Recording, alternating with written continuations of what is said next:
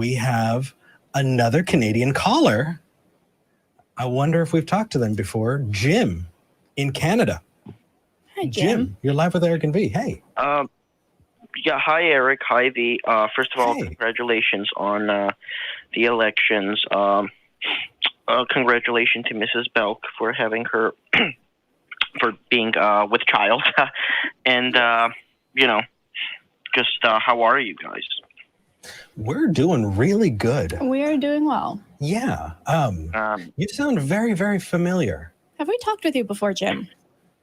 I think so. I'm sorry. I call so many shows, I sometimes forget which ones I call, but it could be that we've talked. Okay. Okay. Yeah. Okay, great. So I had a question. Yeah, what did you want to talk about? No, go ahead. You want I was. We're all being very nice today. That's fun. No, I was hopping in so I can ask you. What did you want to talk about today? Okay. So yeah, I had a question. What I'm saying is, as atheists or I guess agnostic or whatever you want to call it, how can you know that God isn't actively deceiving you to lack belief in God? Well, that takes us right back to Descartes, doesn't it? Except the demon. Yeah, Descartes called it a demon. Mm-hmm. I guess, yeah. But yeah, that's kind of, because I mean, are you saying that you can know that that's not the case? No. So I think you're approaching knowledge in a very binary way that I kind of want to dissect, and I think that might help. When you know something, you're talking about your thoughts on those things. It doesn't necessarily mean that you have an exact bead on truth. We approach things with degrees of confidence. And so do I have a high degree of confidence in the things that I accept to be true? I hope so. I want that to be the case. And so that's kind of how I approach it. What I don't seem as clear is because in a scenario where God actively deceives you, any kind of confidence is consistent with deception. So it would be completely irrelevant what confidence level is if there is a scenario in which God is deceiving you, since that is conceding global skepticism, right? Well, here's the thing: is what you've presented is a really, really nice little bubble. You can represent that in an internally consistent way. I want to give you the benefit of the doubt. Let's assume you and I have a 10-hour conversation and we flesh it out entirely. I'm going to assume, Jim, that you are internally consistent in this view, right? There are plenty of views that can be internally consistent. The one that we usually go to is hard solipsism, right? The idea, are we in the matrix, or are we all brains in jars, or are you just a figment of my imagination? Those kinds of things. So what we want to do is we want to see if that model is consistent with the reality that we see. And No, but Eric, the problem doesn't come in there. The problem comes in this scenario, in this, I guess, Cartesian scenario, right? Any kind of you perceiving is consistent with you being deceived. So, Jim, I agreed. If you concede global skepticism, any kind of probability statements are completely meaningless because what is global skepticism, and where have we conceded that? Yeah, I'm having trouble with that as well. Well, you've conceded that you have no way to know that God is actively deceiving you, and that's concession of global skepticism. You said that twice now. Define global skepticism. Well, it's basically the view that you can't actually know anything except the fact that there are scenarios in which you can't know anything. That does sound like skepticism. I like that. It almost sounds like something an inner circle atheist might. Does it? Might buy into. What I think happens. What I think happens in that is I have no problem if you, for example, are a global skeptic, but I just don't see how you can have any knowledge claims like probability or skepticism. Well, conceding global skepticism means you can't know anything, except the fact that you can't know anything. Jim, I'm happy to respond to that. Skepticism is a tool, but that's not the only tool that we have. I want to try and apply skepticism as much as possible because I want to challenge what I believe. I want to challenge why I'm accepting something as true and that I'm not just taking it on faith. I'm not using bad logic to get to things. And so while skepticism is a tool, it's not the only one. We also use different things. We use pragmatism, although we want to limit those as much as possible. What are some other views and world?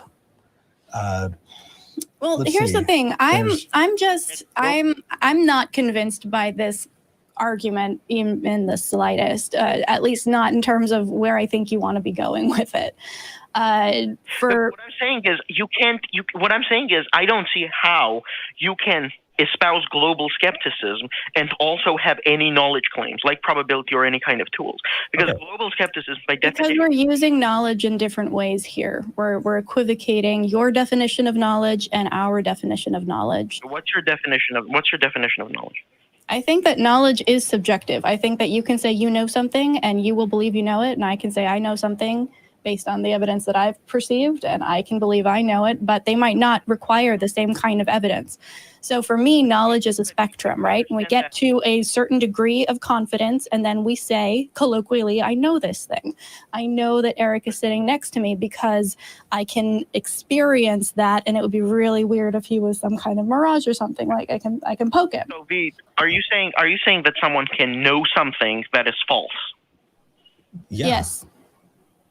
So, but that's actually one of the biggest, one of the most basic points in philosophy, that something that is false cannot be known because it's not true.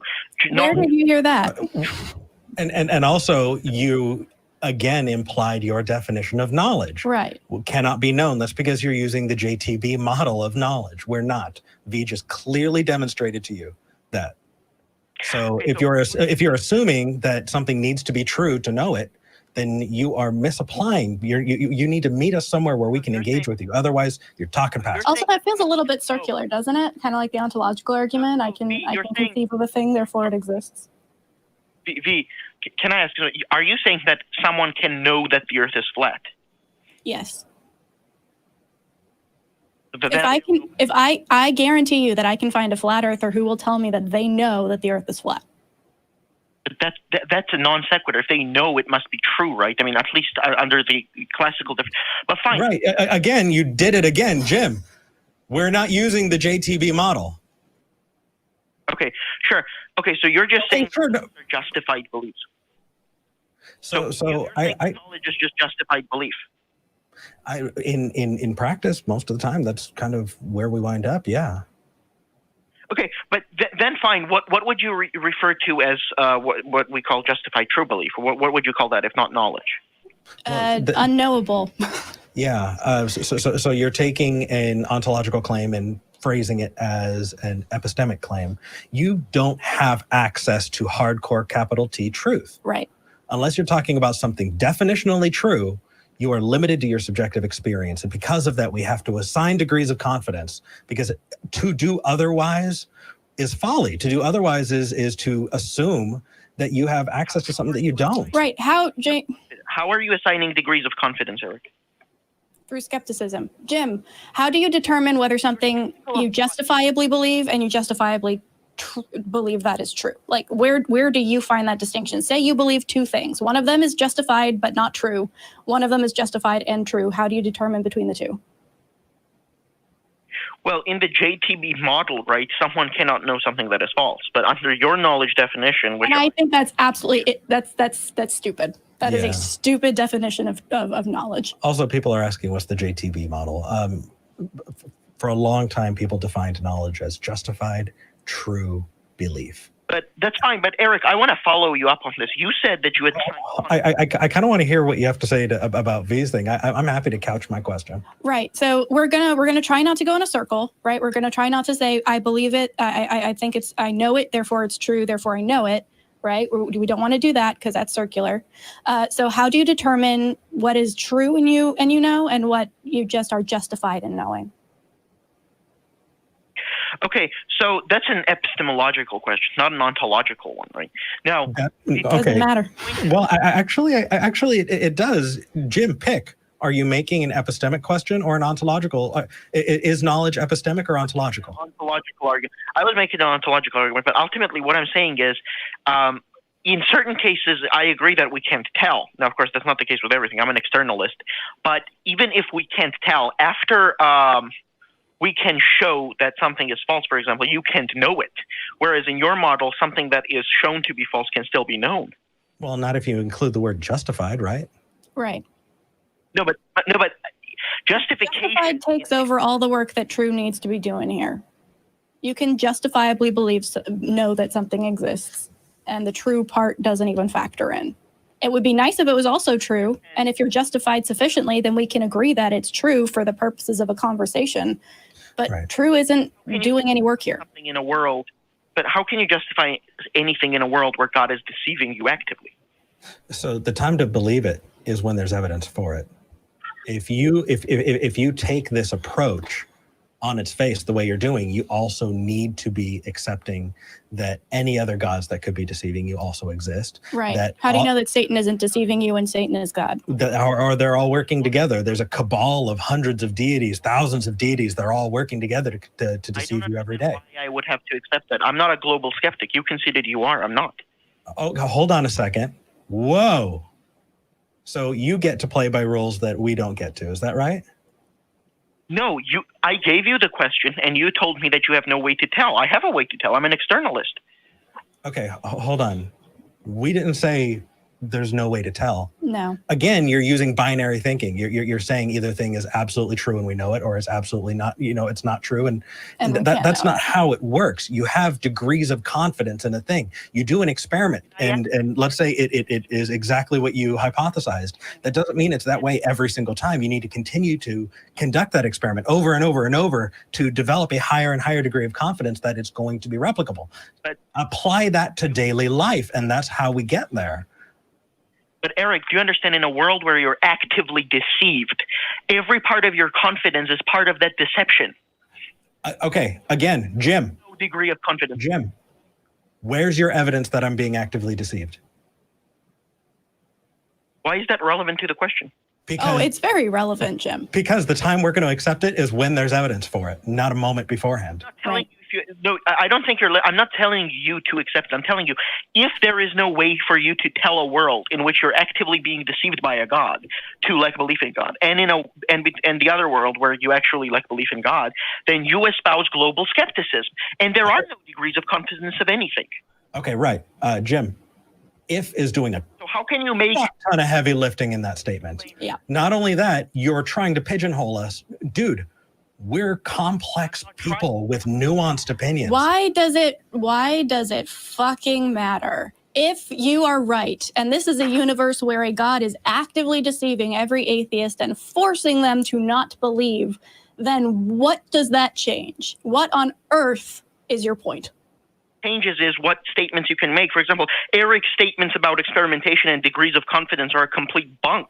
It makes no sense, because any experiment you conduct and any confidence you gain from that is an active part of that deception. That's the point of being deceived.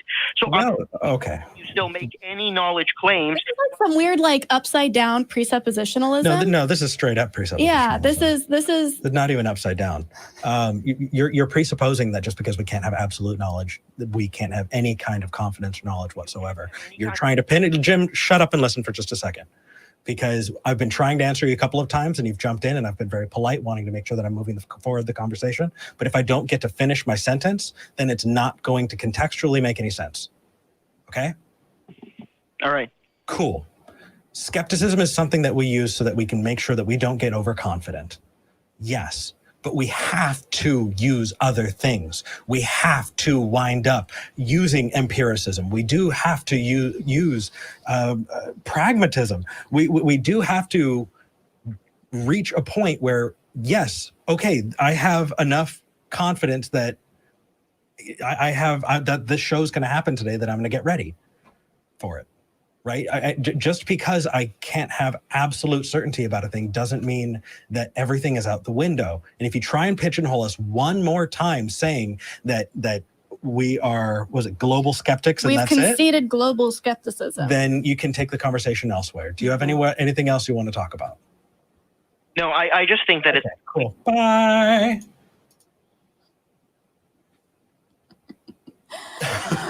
I think we did pretty well there. I don't get the goal of that argument. That okay, like yes, I am willing to concede for the sake of that argument. Sure, let's pretend that God is actively deceiving me and making me into an atheist, which is kind of Calvinism in a way, not the deception part, but I don't have a choice in this. I am a pawn in a game.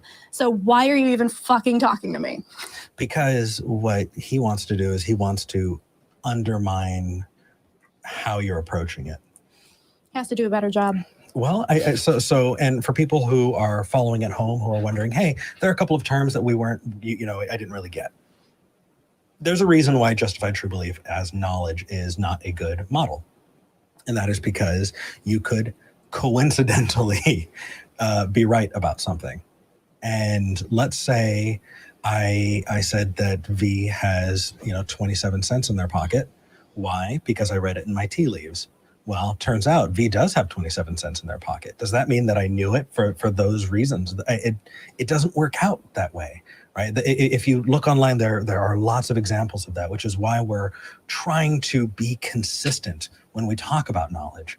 And so when this person came in and they wanted to talk about, okay, hey, you can't know anything for certain. I think that's really where it came in, is it stopped. Yeah. Is his definition of knowledge would not move past that. Right.